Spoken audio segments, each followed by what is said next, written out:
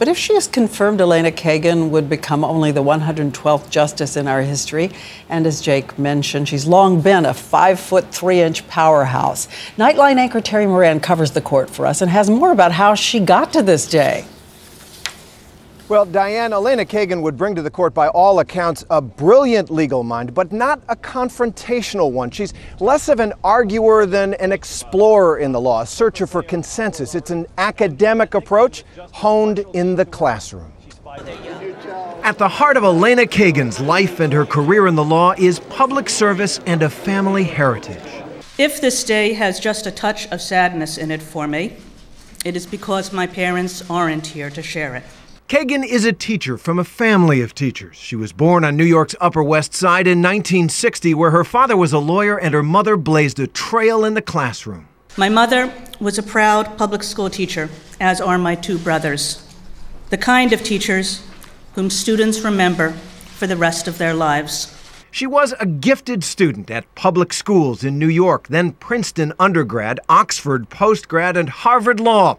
Even in high school, check out her yearbook photo here, she had her sights set on the high court. I remember her as being a brilliant student.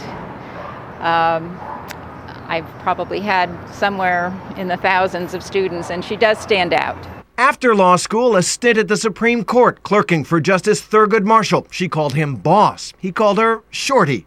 Then she taught at the University of Chicago and later at Harvard.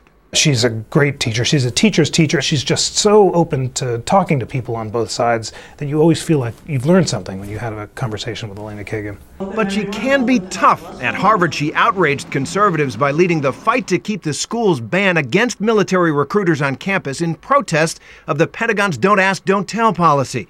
But she hired conservatives to teach at liberal Harvard, too. Kagan's never been a judge, though she's had a ready answer when asked about that.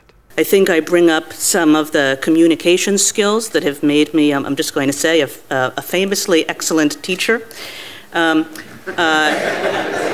She's going to need that light touch in the months ahead because she's in for a fight, but friends say she's plenty tough. When she clerked for Justice Marshall, she joined the pickup basketball games on the third floor of this building behind me, throwing some elbows, Diane, with the nearly all-male clerks at the time in what wags like to call the highest court in the land.